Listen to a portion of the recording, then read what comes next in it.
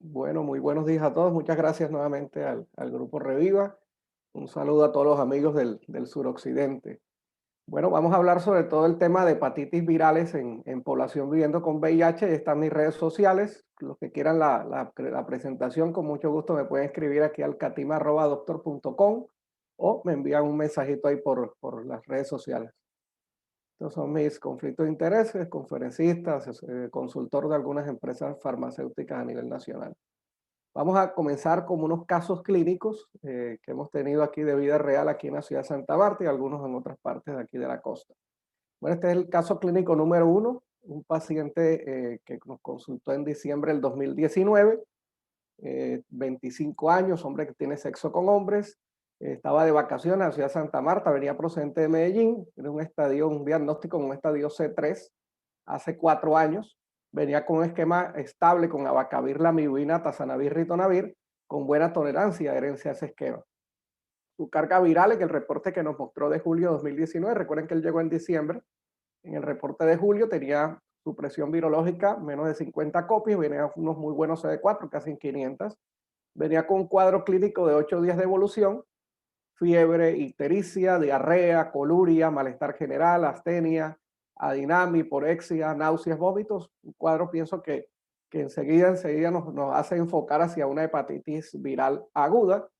El paciente no consumía licor, tenía una pareja estable y no recordaba, nos llama, por lo general es importante que los programas estén pendientes de informar a los pacientes cuando los vacunan, pero hay muchos pacientes que no tienen los carnets, es importante que les indiquen que siempre porten eso porque eso es clave.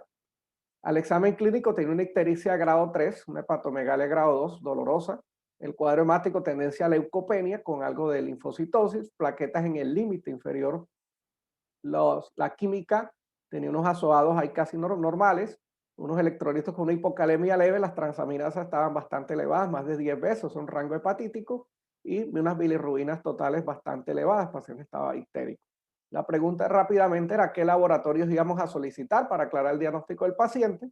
Cuando nos llama el médico de planta en urgencia, el médico experto, no se le dice, bueno, estamos en día más 8, con respecto a hágale pruebas rápidas de hepatitis, le hacen todas las pruebas rápidas, tanto hepatitis B, la C, la A que nos permite determinar IgG, IgM, todas dieron negativas, sin embargo, pues siempre tenemos que tener en mente las limitaciones que tienen estas pruebas rápidas y que la sensibilidad y la especificidad no es del 100%, entonces no nos quedemos tranquilos porque el diagnóstico clínico era muy sospechoso de una hepatitis viral, por lo menos tipo A.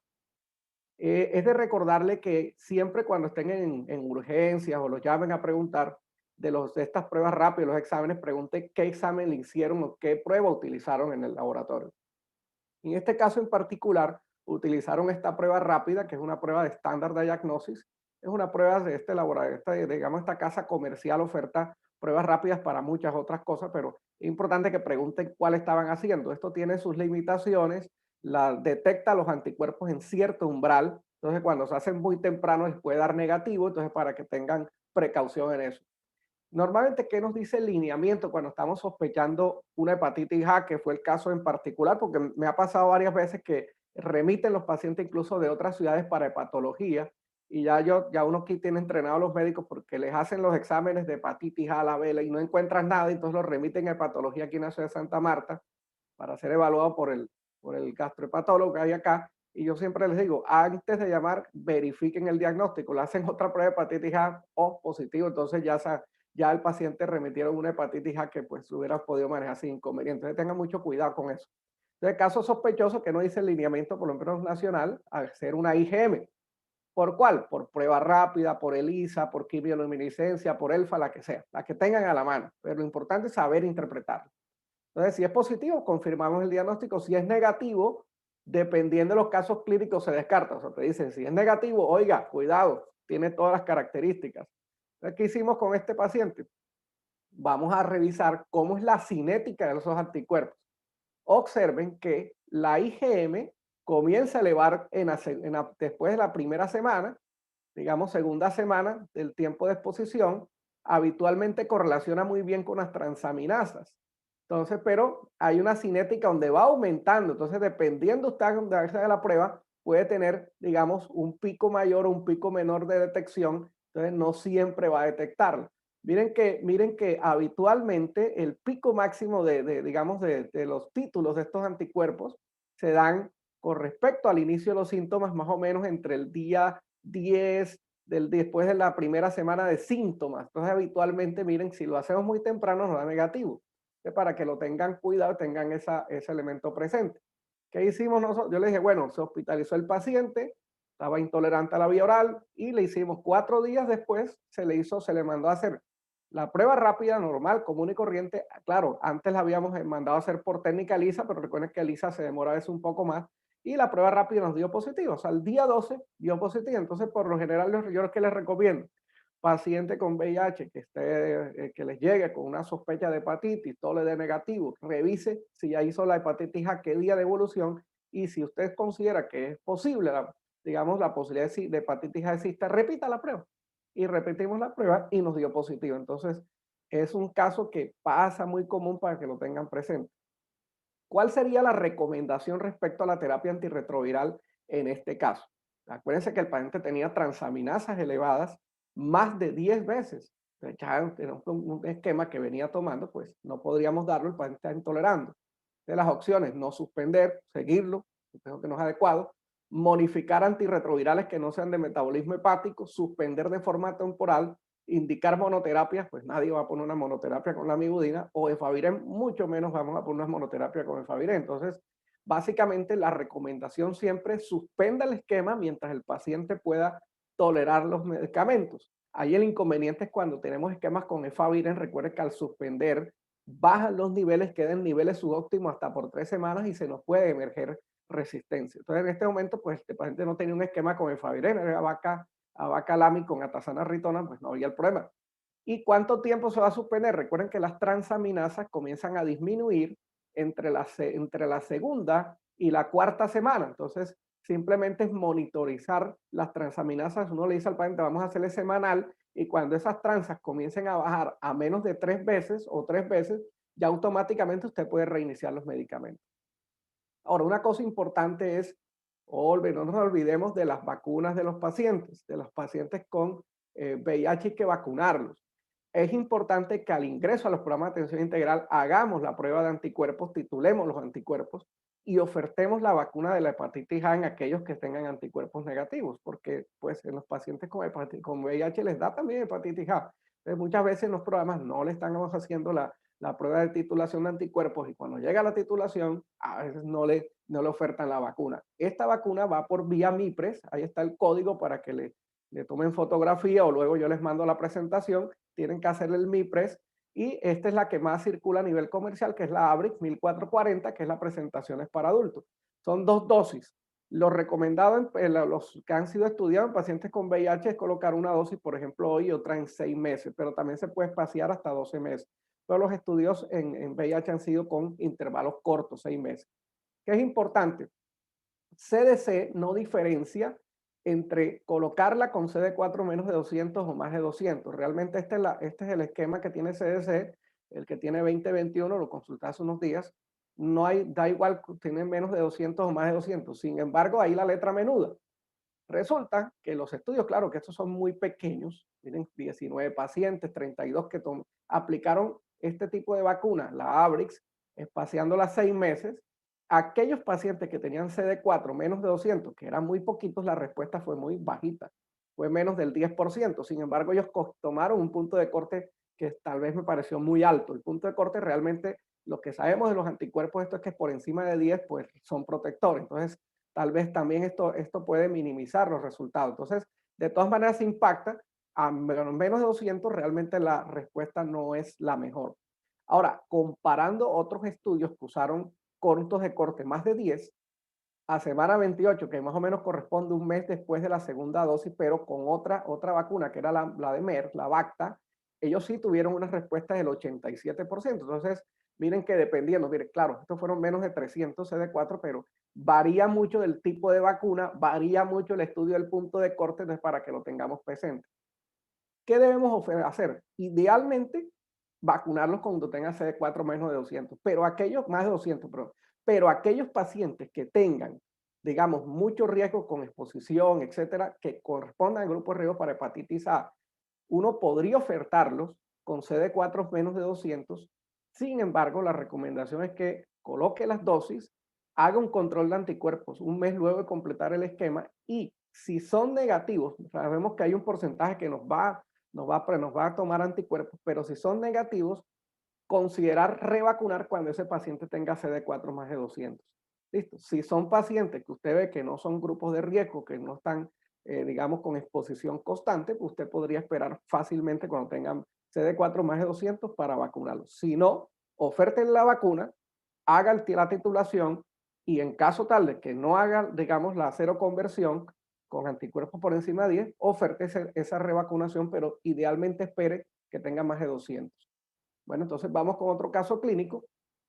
Este es un paciente que ingresó el enero 2020 al programa, 35 años de edad, hombre que tiene sexo con hombres, vino procedente de Venezuela, un estadio C3 con un diagnóstico hace 5 años, venía con un esquema abacavir, lamivudine, favirenz, pero se había quedado un año sin antirretrovirales, no recordaba vacunación de hepatitis A ni B, traía unos paraclínicos de ingreso al programa con una carga viral de 65,000 y unos CD4 de 193 células. Y cuando le hicimos los laboratorios de ingresos, este es el problema, que muchos no salen con el famoso anticore total reactivo aislado. ¿Qué es el anticore total reactivo aislado? Simplemente la prueba de antígeno superficie negativo, los anti-HBs con los anticuerpos, digamos, de inmunidad negativos, pero nos marca un anticore. Entonces uno no sabe qué es lo que tiene el paciente, o si tiene hepatitis B o es un falso positivo. Entonces lo que vamos a ver. Cuando tenemos un anticore total reactivo, son 5 escenarios que tenemos que aprender. Siempre le pregunto a los expertos, ¿qué va a descartar usted? Entonces, lo más importante, una infección resuelta, que es lo más frecuente. ¿Por qué una infección resuelta? Resulta que la persona que se cura, con que genera, acuérdense que la hepatitis B en general, en más del 90% o 85% de las personas, tiene resolución espontánea. Uno genera sus anticuerpos, pero hay un fenómeno que llaman waning, un fenómeno de waning, donde los anticuerpos disminuyen en algún momento de la vida, pero ahí están. Entonces simplemente uno puede volver a evaluar el paciente y esos anticuerpos se van a aumentar nuevamente en unos niveles que nos permitan detección. Entonces hay un fenómeno de waning, donde disminuyen de forma temporal. Lo que hacemos es repetirlo en algún tiempo. Entonces, lo más común, hepatitis B resuelta. Es lo más claro. Los segundos son los famosos falsos positivos, que más o menos de anticore, cuando hemos hecho algunas revisiones acá con diferentes laboratorios, 2% de los anticores nos han sido falsos positivos, para que lo tengan presente. Lo tercero es una infección aguda, lo que llaman un fenómeno de ventana. ¿Cómo así fenómeno de ventana? Entonces hay un momento, digamos, de la enfermedad aguda en resolución, donde este periodo entre la semana 20 y 24, lo único que estamos detectando es esta barra azul, que es el anticore total. ¿Por qué? Porque miren que el IgM, basado en el IgM, viene disminuyendo, y los anti-HBs todavía no han aparecido.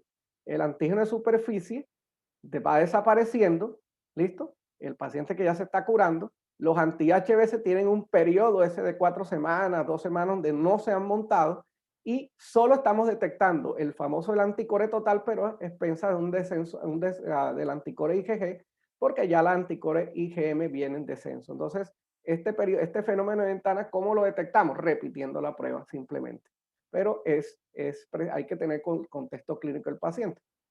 Otro son las infecciones crónicas con bajo nivel, lo que llamamos OBI o hepatitis B oculta, que llaman otros, o infección crónica de bajo nivel, y las coinfecciones con hepatitis C y VIH. Es muy común porque las coinfecciones con VIH y hepatitis C hacen una regulación negativa de la expresión de los anticuerpos de hepatitis B, entonces podemos tener bajos niveles de expresión de estos antígenos. ¿Y qué pasa en infección crónica de bajo nivel? Que siempre tenemos que tenerlo en mente. Primero, son pacientes que tienen antígeno negativo con anticore positivo y tienen cargas virales en bajas, o sea, son bajos niveles de cargas virales, por lo general son menos de 1000 copias o menos de 200, e incluso casi más del 80% de pacientes las cargas son menos de 40, menos de 50 unidades mililitros, o sea, son bajas. Por lo general son pacientes asintomáticos. Y una cosa importante, sobre todo el mensaje a los internistas, es cuando tienen pacientes con carcinomas hepatocelular antígeno superficie negativo, ojo, que el 40-75% de los carcinomas hepatocelular antígeno negativo son por infección crónica oculta. O sea, si usted no hace un anticore en el panel, se les puede ir el paciente como una cirrosis o un carcinoma criptogénico, o sea, sino encontrar una causa aparente. Entonces, para que lo tengamos presente. Por eso es importante, todos los programas cuando hacen ingreso de pacientes con VIH deben hacer el anticore total, deben hacer el antígeno superficie y deben ser los anti-HBs, o sea, los niveles de anticuerpos. El antígeno superficie solo no basta. Importante que no se les olvide ese dato. ¿Por qué pasa esta infección crónica oculta? Tenemos dos opciones. O el paciente que tenía antígeno y con el tiempo perdió ese antígeno, desapareció, listo, por baja expresión, regulación genética, o el paciente que de entrada fue seronegativo y es el que llaman oculto, primario.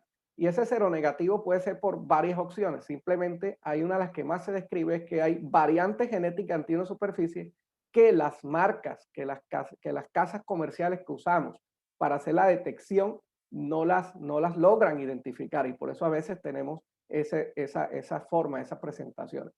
¿Qué vamos a hacer? Este es el cuadrito que más les recomiendo. Tómenle fotos, ténganlo en su programa, ténganlo ahí debajo de la mesita para que tengan y no se les escapen los pacientes. El año pasado detectamos casi como 4 pacientes que tenían infección crónica oculta que venían de programas de atención integral y los detectamos después cuando ingresaron a otro programa. Entonces son pacientes que hay que tener presentes. Aquí detectamos 4 en Santa Marta. ¿Cuántos hay en sus ciudades? Muchos pudieron pasar desapercibidos y son infecciones crónicas ocultas que no se están tratando o están con esquemas de monoterapias con la amiodarina. Ojo con eso. Entonces, ¿qué hacemos? Anticore total reactivo aislado. Repetimos con otro laboratorio de referencia, si es posible, con otra casa comercial. Si es negativo, pues decimos, pues listo, es un falso positivo, ahí paramos. Si es positivo, lo que hacemos habitualmente es repetir los anti-HBs. Para determinar la causa más común, ¿cuál era? O que estaba en una ventana serológica, esa dimos el periodo de ventana, o que simplemente era un paciente, digamos que tenía una infección crónica o una infección resuelta y tenía un fenómeno de Wayne. Entonces repetimos, yo le digo, por ejemplo, a los médicos expertos, vamos a hacérselo en 2 meses. Listo. Si es negativo los anti-HBs, lo que hacemos es descartar infección crónica oculta. Entonces pedimos una carga viral. Si la carga es negativa, ya prácticamente hemos descartado, lo que hacemos es vacunar. Listo, es un anticore total positivo, pero tiene carga negativa, tiene anti-HBs negativo, entonces lo que hacemos es vacunar y testear. Y si es positivo, pues confirmamos un diagnóstico de infección crónica oculta. Es importante que manejen el flujograma para que no se les escape pacientes. Bueno, preguntan siempre el doctor, le coloco las dos, una dosis, 2 dosis, 3 dosis, 4 dosis a este paciente con anticore total que ya le descarté. La recomendación en todos los estudios es que aquellos pacientes, esto sacado del NIH, aquellos pacientes que tengan anticore total aislado, solo con una dosis de vacuna es suficiente. Listo. Una sola dosis de vacuna, porque lo que vamos a hacer es estimular el sistema inmune, tal vez este paciente ya había sido expuesto previamente, y testeamos los anticuerpos 1 a 2 meses después de esa dosis. Si los títulos son más de 100, ya no requiere más vacunas. Si los títulos son menos de 100, le completamos el esquema con las 2 dosis restantes. Esto basado en algunas publicaciones donde aquellas personas que tenían menos de 100 no mantenían respuesta por mucho tiempo. Entonces, por eso se recomendaba hacer ese test. Entonces, no pierdan vacunas en los programas. Recuerdo, aquellos pacientes con anticore total aislado después de hacerle el flugograma, una sola dosis de vacuna es suficiente. Verifique los anticuerpos. Si son más de 100, paró. Si son menos de 100, complete el esquema que vamos a mostrar luego. ¿Y por qué les explicaba que una sola dosis? Es lo que llaman la respuesta amnéstica. ¿Listo? Esta respuesta se presenta hasta en el 50%. ¿Qué quiere decir de esos pacientes que tengan anticore total, reactivo aislado? Si usted le pone una dosis, usted logra respuesta, de acuerdo al estudio, entre 30 y hasta el 50% de los pacientes. Y eso nos permite, pues, ya lograr, digamos, maximizar el uso de las vacunas en nuestro programa. Que no se requieren las 3 dosis. Ojo con eso, que es clave. ¿Qué vacunas van a manejar o qué vacunas manejamos a nivel nacional?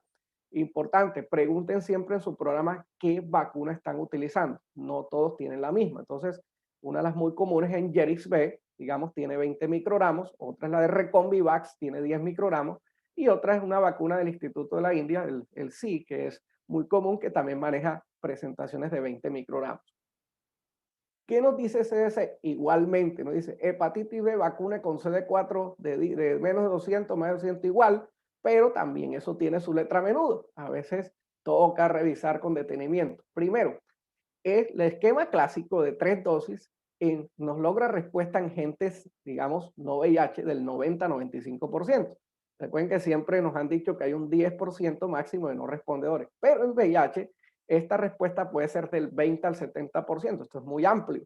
Entonces quiere decir que hay gente que no responde y hay gente que responde más o menos y hay unos que definitivamente no van a responder. Entonces lo importante es ubicar para maximizar el uso. Entonces no como dice ese que no, vacuna a todos, no. Hay que tener una recomendación. Lo primero es, listo, que tratar de vacunar lo más rápido a los pacientes antes que se bajen los CD4. Listo, eso es lo primero. Lo segundo es, dice el CDC, listo, o el NIH que nos dice, vacune a todos. Listo, trate de no diferir porque a pesar de que tengan CD4 menos de 200, algunos no responden. Entonces dice, de todas maneras el beneficio porque hay algunos pacientes que tienen una alta exposición y pues el riesgo de infectarse es muy alto y esa poca exposición que se puede lograr pues puede ser favorable. Entonces yo normalmente lo que hago en los programas es paciente que ingresa, que tiene CD4 menos 200, yo le oferto vacunación, pero se las coloco más o menos 2 meses luego de iniciar antirretrovirales, dando ese periodo de que inicien los antirretrovirales, activamos un poquito el sistema inmune y lo vacunamos. Yo no espero a veces que tengan CD4 más de 200 porque muchos pacientes van a tardar y pues son pacientes muchos de grupos, que poblaciones que tienen una exposición muy alta de hepatitis B. Entonces sería lamentable que un paciente se nos infecte en ese transcurso de espera, ese año, espera que sube, sería lamentable. Entonces yo lo que hago simplemente, y pues sería la recomendación igualmente la hago tanto para hepatitis A o B, es inicio tratamiento antirretroviral y en 2 meses le oferto las diferentes vacunas. ¿Cuáles son los predictores de respuesta de vacunas de hepatitis B? Los que sabemos para todas las vacunas. CD4 buenos y carga viral baja. Eso no ha cambiado y seguirá toda la vida. Hay muchos estudios que repiten lo mismo. CD4 bueno, carga viral no detectable o carga viral baja. Hay muchos estudios que repiten lo mismo. ¿Qué esquema vamos a ofertar? Hay 2 esquemas o 3 esquemas, ahí le coloco los más utilizados, pero los que más recomiendo para los programas son los que están estudiados en poblaciones VIH, que son 0-1-6 meses o 0-1-4 meses. Ya usted escogerá, de acuerdo al que se sienta usted más cómodo, el que de pronto pacientes que va a tener, que van a viajar, que se les van a perder, usted de pronto los vacuna más tempranamente. Bueno, ¿qué hacer en aquellos pacientes que llamamos no respondedores? A ese es el paciente que usted vacuna, le coloca las 3 dosis y después el paciente le hace a usted los anticuerpos y no le pegaron. Bueno, nos dice el NIH, bueno, revacune con una segunda serie o simplemente algunos expertos dicen, no, espere que los CD4 estén buenos y le colocamos una revacunación. Y alguna alternativa que colocan es lo de doble dosis, pero realmente cuando vamos a buscar la referencia, esto no tiene muchos estudios, son pocos casos, que es colocar doble dosis, o sea, en vez de 20 microgramos o 10 microgramos con la presentación, colocar el doble y hacer un esquema de 4 dosis. Pero realmente cuando uno va a buscar las referencias de esto, son realmente muy pocos.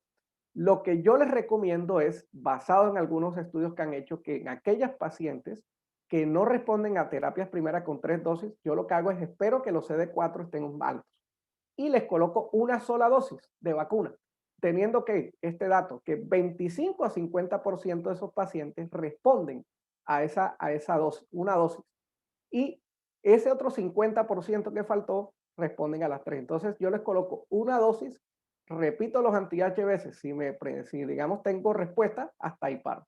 ¿Listo? Y si no tengo respuesta, les completo el esquema de las 3 dosis, esperando que los CD4, ojo, estén por encima de 200 para la revacunación. Ya lo de esquemas de 4 dosis, sí, consúltelo con su infectólogo del programa, porque realmente cuando la referencia revisamos esto, como que la evidencia no está muy alta en estos pacientes. Lo otro es que recordar que hay vacunas hepatitis A y B. ¿Listo? Es una vacuna que se llama Twinrix que trae los dos. En aquellos pacientes que no tengan, digamos, anticuerpos para A y para B, se les puede ofertar ese esquema. Recordar que son 3 dosis. Trae 720 unidades de hepatitis A y trae 20 microgramos antígenos de superficie. Y el esquema recomendado es 0-1-6 meses. Entonces también lo pueden tener en cuenta para no ponerle los pinchazos de pronto al paciente, si es el caso. Tendrían que hacerlo por vía MIPRES. ¿Listo? Esta no está incluida en el plan obligatorio de salud. Una de las preguntas que siempre nos hacen también los médicos expertos es, bueno, en general, es, doctor, veas que yo me coloco una dosis en el programa tal y me fui de viaje y no me colocaron más, doctor, 2 dosis. Entonces, ¿qué hacer? Esto no lo responde CDC en su libro de vacunas. Dice, cuando la vacuna es cortada, digamos, no es necesario recomenzar todo el esquema. Dice, si la vacuna fue interrumpida en la primera dosis, simplemente colocamos la segunda dosis tan pronto sea posible y la tercera dosis a las 8 semanas. Les pongo un ejemplo, paciente que lo vacunaron en el programa X hace 6 meses y se perdió. Y llegó a otro programa y tiene su carnet, usted verifique que la dosis fue adecuada, que la vacuna, colóquele solamente 2 dosis espaciadas con 8 semanas. Si llegó ese paciente y se puso la primera y la segunda, le faltó la tercera, colóquele la tercera dosis simplemente, no importa el tiempo, y le repite los anticuerpos. Yo habitualmente les los vacuno y verifico los anti-HBs al segundo mes. ¿Listo? Puede ser entre 1 y 2 meses. Habitualmente yo se los pido a las 8 semanas para verificar esto. Bueno, vamos con el caso clínico número 3, un paciente que consultó el 20 de enero, 2020, hombre que tiene sexo con hombres de 29 años, viene de Venezuela, ingresaba a un programa de atención integral, ¿listo? Con diarrea crónica desde hace más o menos un año, desgaste, pérdida de peso de más o menos 12 kilos en un año, el peso tenía un peso de 45 kilos con una fiebre ocasional, mialgias generalizadas más o menos 2 meses y malestar general. Le hacen sus pruebas de todo el perfil de ingreso en enero 2020, digamos, sale el antígeno superficie positivo, tiene un anticore positivo y tiene un anti-HBs negativo, lo que configuraría pues una hepatitis B crónica o dependiendo, no sabemos si es un cuadro agudo, pero pues el perfil de hepatitis transaminasa estaría normal. A este paciente se le completó el esquema, el perfil de estudios, se le hizo una carga viral y se le hizo un anticore IgM, el anticore IgM fue negativo y la carga mostró 2.900 unidades por mililitro. Ahí están los códigos COOKS para que no se le olvide la solicitud, porque a veces muchos piden los exámenes, no los piden adecuadamente y nos reportan es otra cosa. Entonces, al final se hizo un diagnóstico de coinfección con una hepatitis B crónica. La pregunta que siempre nos hacen, doctor, ese paciente le pongo abacavir, le pongo sidobudina, le pongo tenofovir, tiene una hepatitis B crónica, o porque me dice, doctor, es que no puedo usar tenofovir porque el paciente tal y tal cosa, entonces que si pueden usar abacavir la lamivudina. Entonces, miremos qué pasa con esto. Lo primero es que estos pacientes de hepatitis B crónica no se recomiendan dejar con monoterapias con lamivudina. ¿Por qué? Lo sabemos que ya la lamivudina tiene una baja barrera genética. Es decir, son pacientes que si usted pone una hepatitis B solamente con un activo, ese paciente nos va a generar resistencia. En cambio, por ejemplo, entecavir y tenofovir son medicamentos que tienen alta barrera genética y nos protegen el medicamento. ¿Qué pasa? No se nos olvide este numerito. Esto es clave. 20 a 25% de los pacientes con hepatitis B crónica que se dejan con la lamivudina generan resistencia al año. Y a los 5 años, el 70% son resistentes. No se le olvide el número. Al año, 20 a 25% ya están resistentes. O sea, se perdió el medicamento. De la importancia de que de entrada no vayamos a cometer errores con el backbone del paciente. Ojo con eso. A estos pacientes o les da tenofovir entricitabina, disprosil fumarato, o si es el caso es tenofovir alafenamida. ¿Qué nos recomiendan todas las agencias internacionales? Que en aquellos pacientes ofertarles, si tiene más de 60 mililitros minutos, el esquema va con tenofovir disprosil, y si el esquema van 30 a 59 mililitros minutos, va con TAF. ¿Listo? Ahí no hay, yo pienso que ahí no hay duda y no se les olvide esa información. ¿Qué pasa en aquellos pacientes que tienen bajas tasas bajas tasas de filtración? Pues ya no podríamos, si tiene menos de 30, no podríamos ya utilizar, digamos, inclusive ni TAF ni sus combinaciones. Pero, ojo, si son pacientes que están en hemodiálisis, podríamos usar, digamos, estas presentaciones TAF FTC o incluso TAF solo con las combinaciones que usted quisiera sin ningún problema. Entonces lo pregunta si tiene menos de 15 o menos de 30 y está en hemodiálisis, usted podría usar sin problema estas presentaciones. Es clave esa parte cuando vaya a evaluar su paciente. Es importante también TAF sobre TDF, sobre pacientes mayores de 60 años, 65, uno prefiere TAF, personas que tengan alteraciones del hueso o datos que sugieran, digamos, fragilidad, riesgo de fractura, también preferiríamos utilizar TAF, y aquellas personas que detectemos que tengan, digamos, alteraciones renales de base, pues se preferiría TAF. Ya en TECAVIR sería otro contexto clínico a discutir. Bueno, vamos con otro caso, que es el 10 de enero, también es un paciente que nos ingresa a programa, es un paciente de hombre que tiene sexo con hombre de 29 años de edad, con un trastorno de ansiedad y depresión de base, ingresa al programa de atención con diarrea crónica de un año, desgaste de pérdida de peso, peso actual 48 kilos, fiebre ocasional y venía con malestar general. Se le hacen las pruebas de ingreso en enero 2020, nos marca un anticuerpo de hepatitis C positivo, ya tenía inmunidad de hepatitis B por vacunación, miren que tenía un anticore, unos anticuerpos negativos anticore y un anti-HBC positivo, indicando que ya ese paciente había sido vacunado. La pregunta ¿es una infección crónica o aguda por hepatitis C? ¿Qué estudios complementarios solicitaríamos para verificar el diagnóstico de hepatitis C? ¿Esto es infalible o hay falsos positivos? Lo primero es que la prueba de anticuerpos, mire acá, en esta tabla, no me diferencia entre una infección presente o una infección resuelta. De entrada, yo no puedo decir que tengo una infección activa por tener los anticuerpos, no puedo decir que es una infección resuelta, tengo que hacer un estudio complementario. Y lo otro, ojo, hasta un porcentaje muy pequeño, que es del 0,5% de los tests de hepatitis C, pueden ser falsos positivos. O sea, siempre hay que verificar el diagnóstico. ¿Qué pasa? ¿Con qué vamos a verificar o qué es lo ideal? Tener cargas virales. ¿Listo? La carga viral, pues, nos va a permitir tener el dato de verificar el diagnóstico.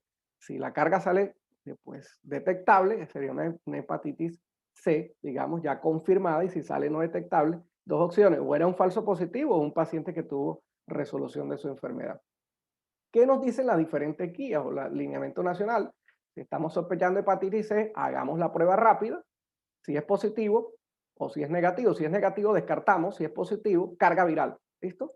Detectable, confirmamos, y no detectable, descartamos. Ahí tocaría mirar si fue una hepatitis C resuelta, un porcentaje, recuerden que se curan, que se hacen resolución espontánea, o digamos es un paciente que fue tratado y no se acuerda, no tiene el dato, ¿listo? O es un falso positivo la prueba. Bueno, tenía una carga viral de 642.000 unidades. Entonces la pregunta es, solicitaremos, si vamos a pedir un genotipo. La tendencia actual es que los tratamientos son pangenotípicos, es decir, da igual solicitar o no solicitar los genotipos, pero lo importante a veces yo insisto que hay que pedirlos por los estudios de epidemiología, porque hemos visto reinfecciones, hemos tratado pacientes con genotipo 1 y que se nos van de vacaciones y nos llegan con un genotipo 4, entonces a veces si no tenemos esta información es difícil analizar los casos en particular. Este paciente fue un genotipo 1B. Listo, la pregunta es, ¿qué antivirales de acción directa recomendaríamos en este caso en Colombia? Tiene un genotipo 1B, es un paciente VIH. Hay muchos esquemas en la actualidad pangenotípicos o, digamos, genotípicos específicos, unos que le sirven para todo, se abarren con todo, son una metralleta, y otros, digamos, que son una mira telescópica, apuntan específicamente. Entonces hay que ubicar el paciente. Digamos, los más comunes que tenemos en Colombia son el Eclusa o el Cepatier, el Belpatasvir y el otro es el Vasvir con su complemento. Todos son con vía MIPRES, por cierto. Vemos acá como el Eclusa, digamos, sirve para todos los genotipos y el Cepatier sirve para genotipo 1 y genotipo 4. Lo primero entrada, entonces ubicar qué le vamos a dar. Estos tratamientos habitualmente son ordenados por 12 semanas, entonces son 12 semanas que le vamos a dar 84 días de tratamiento a los pacientes. A este paciente en particular serían más o menos 12 semanas. Esta es la prescripción que se le hizo al paciente, un comprimido una vez al día, 12 semanas, 84 pastillas. Vía MIPRES que habría que hacer. Ahora, si el paciente presentara insuficiencia renal de base, ¿qué tratamiento recomendaríamos? Entonces, ojo, esto también tiene una particularidad porque también tiene estos afectados, digamos, por las tasas de filtración o las tasas de depuración renal. Entonces, ¿qué hacemos? Las únicas opciones en pacientes que tengan afectación renal serían el Cepatier o el medicamento que llamamos Viekirapac. Entonces son las dos opciones. Digamos, el Eclusa no se podría utilizar en pacientes que tienen afectación renal. Entonces, ojo con eso, pilas con la tasa de filtración, calcularla, no quedarse que esto es para todo, no, hay que ubicar el paciente. Entonces, lo primero es esa parte. ¿Qué opciones tenemos en pacientes que tienen menos de 30? Ya lo dijimos, tenemos digamos, Cepatier o el Viekirapac. Ya en pacientes que tienen tasas de filtraciones por encima de 30 mililitros, podemos usar todas las opciones, realmente, todas las opciones, ya lo dijimos, disponible en Colombia, Eclusa, que es la que mostramos ahí. Bueno, la otra pregunta que siempre nos hacen, bueno, doctor, ¿qué le comienzo primero? ¿El tratamiento de la hepatitis C o el tratamiento del VIH? ¿O se los comienzo los dos al mismo tiempo? La recomendación es que primero iniciemos tratamiento antirretroviral VIH, tratar de lograr control de la replicación viral porque esto nos va a aumentar la tasa de éxito la tasa de éxito para lograr, digamos, depurar la hepatitis C. Entonces, inicie su tratamiento de VIH y comience la gestión del MIPRES para ubicar al paciente. Haga su control de carga viral a las 8 semanas. Si usted ve que ya hay control virológico, incluso podría iniciar, digamos, su tratamiento para hepatitis C. Entonces, sobre todo son hepatitis C crónicas. No hay una urgencia a tratar inmediatamente al paciente y lo primero trate el VIH. Cuando control virológico, inicia el tratamiento y lo que nos dicen, pues todas las agencias o todas las GESIA nos dicen, en pacientes que precisan tratamiento de hepatitis C, en general es preferible iniciar TAR. Eso creo que lo tenemos ya claro. Entonces, ¿cuál es el único? Ahora viene el tema de las interacciones. ¿Cuál es el único antiviral de acción directa de hepatitis C que no presenta interacciones con antirretroviral? Ahí lo tenemos. Uno de los componentes Sofosbuvir, que es uno de los componentes que tiene la eclusa. Y ya lo vemos como el Sofus es un medicamento que las interacciones prácticamente aquí pasa en blanco, no tiene ningún problema con los medicamentos. El problema son los acompañantes que puede tener, que ahorita vamos a mirar. ¿Qué antirretrovirales no indicaría en el paciente? Tiene en cuenta interacciones antivirales de acción directa. Tiene función renal normal este paciente. Te vamos a mostrar rápidamente. Ojo, cuando vamos a dar antivirales, sobre todo a este paciente, recuerden, mire, por ejemplo, tenofovir disprosil fumarato, porque estos medicamentos a combinación exclusa, bloquea la glicoproteína P, entonces puede aumentarse los niveles de tenofovir disprosil fumarato. Aquí es una ventaja el TAF. El TAF no tiene ningún problema. Entonces aquí podríamos usar el backbone, incluso si requerimos TAF, podríamos ponerle el TAF, ahí no pasa nada, pero el TDF, mucho cuidado.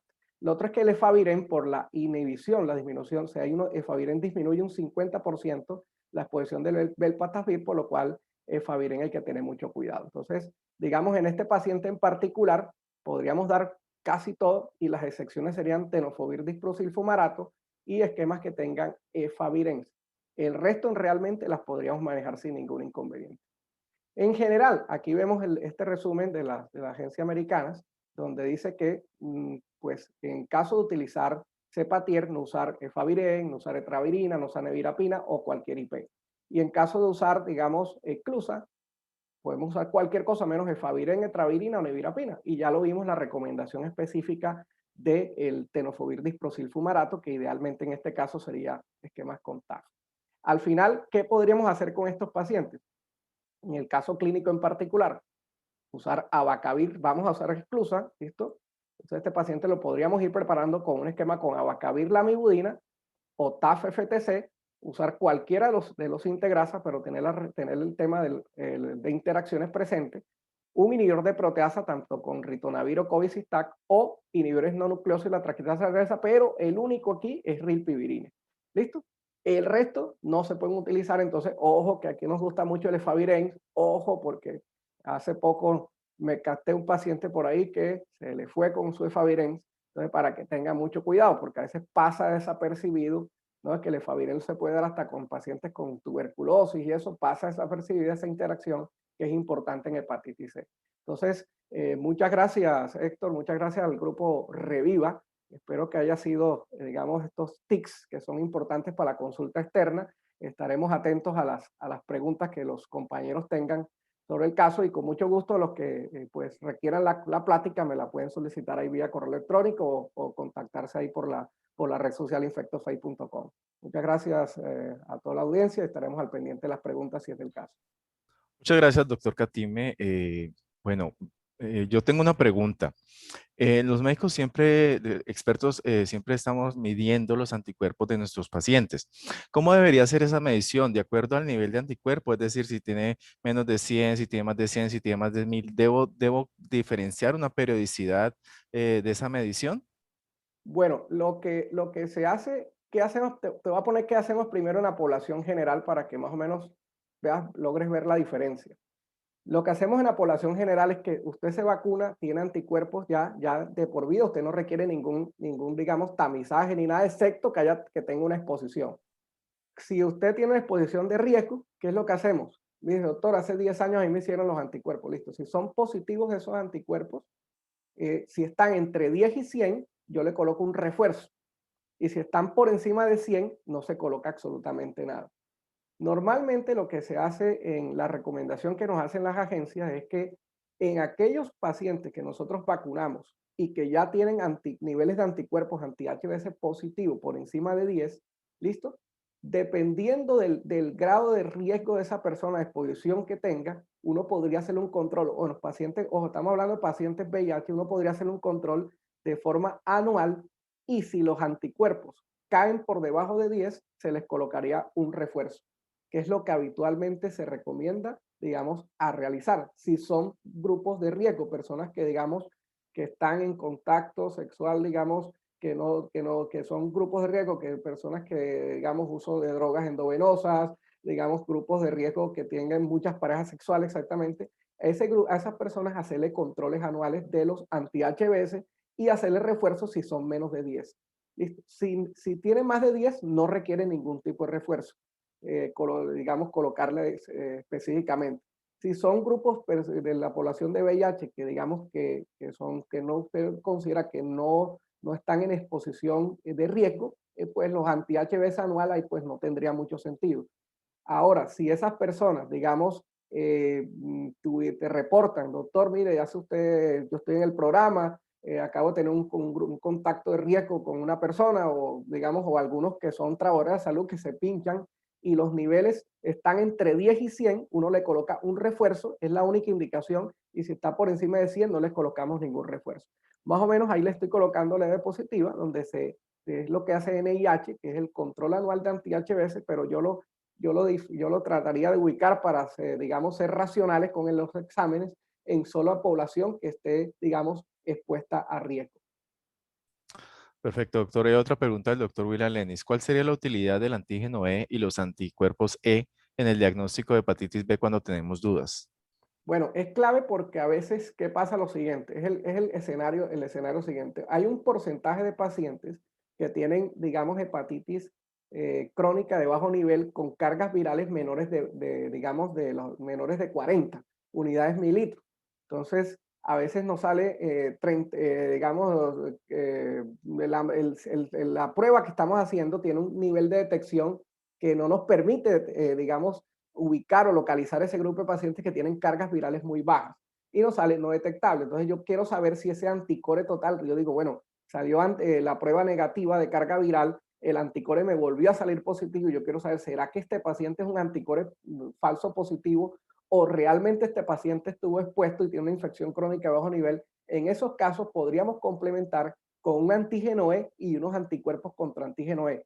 Si el anticuerpo contra antígeno E no sale positivo, ese paciente definitivamente estuvo expuesto y ese paciente, esa carga viral, tal vez no nos está detectando ese umbral, digamos, porque es muy baja y en ese caso podríamos hablar de una infección crónica de bajo nivel. Entonces, en esos casos solicitaríamos el antígeno E y los anticuerpos de antígeno E. Lo primero, siempre racionalizar el examen, ya lo dijimos. Si los pacientes son anticore total reactivo aislado, repítale un anticore con otro laboratorio si es posible o otra casa comercial. Si el anticore es positivo, sigue siendo positivo, repita los anti-HBs en 1 o 2 meses. Si el anti-HBs, digamos, es negativo, hacemos carga viral. Si la carga viral es negativa, ¿listo? Dependiendo de la casa comercial que tengamos, digamos, podemos, si detecta menos de 10, que es la ideal, usted dice, bueno, listo, no hay problema, aquí definitivamente no hay hepatitis, digamos, no hay replicación, no hay nada, pero si usted considera que de pronto que no le queda claro si hay un falso positivo o alguna infección de muy bajo nivel que no esté detectando, usted hace un antígeno E y anticuerpos contra antígeno E para verificar que sí hubo exposición a hepatitis B. Correcto. Y hay otras dos preguntas. El doctor Diego Carrera nos pregunta, ¿el seguimiento semestral de los programas VIH suele contemplar antígeno de superficie de hepatitis B? ¿Se debe solicitar el anticore de forma rutinaria cada semestre? Bueno, tengo entendido que si el anticore ya sale positivo, no habría indicación de repetirlo. ¿Estoy en lo correcto? Correcto. Aquí lo importante es lo siguiente. De entrada, ubicar, cuando te ingresa al programa, ubicar el paciente qué es lo que tiene. Si es un paciente que ya lo ubicaste, que tiene una hepatitis B resuelta, ese paciente no tiene sentido ya pedirle más anticore, porque ya pues estuvo expuesto. Si es un paciente que tiene una inmunidad a hepatitis B por vacunación, lo que usted de pronto, si es grupo de riesgo, usted lo que le va a solicitar no sería ya anticores ni nada, sino simplemente estar chequeando si son grupos de riesgo los niveles de anti-HBs para definir si requieres refuerzo.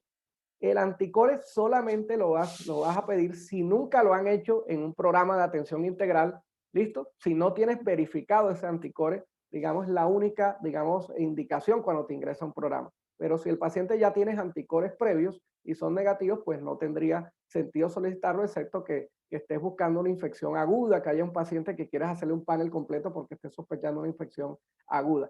Ya que el paciente de que digamos, te ingresa con antígeno superficie a la entidad que era antígeno negativo, lo que tú vas a buscar es si el paciente tiene una infección aguda o una infección reciente inicio, en ahí tocaría pedir anticore total, anticore IgM y hacerle todo el panel completo con cargas virales y esas cosas. Es importante primero ubicar cuál es el perfil serológico de ingreso de ese paciente.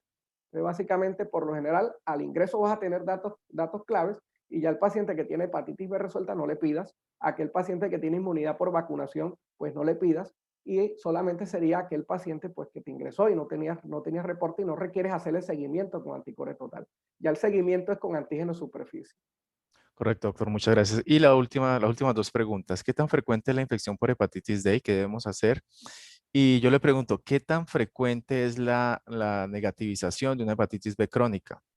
Ok, bueno, dependiendo si uno, qué es lo que se habla, más o menos en aquellos pacientes que tienen tratamientos con tenofovir, podemos tener negativización de antígeno de superficie, se habla más o menos que es del 1% por año. O sea, eso no es tan frecuente.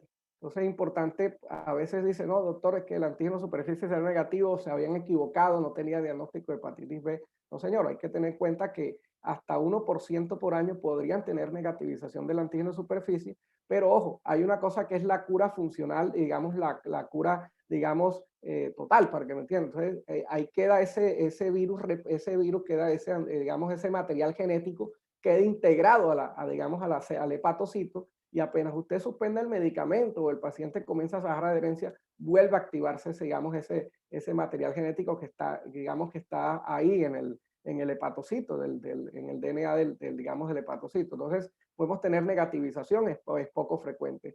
Y la otra pregunta que nos hacían, ¿cuál era, Héctor? Infección por hepatitis D.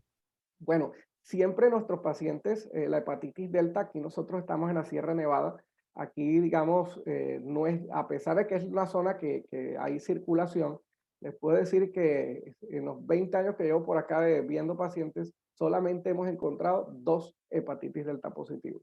Pero recomendaciones siempre en aquellos pacientes que tengan hepatitis B aguda, descartar siempre la superinfección o la coinfección con hepatitis delta si estás en una zona donde haya circulación de hepatitis delta.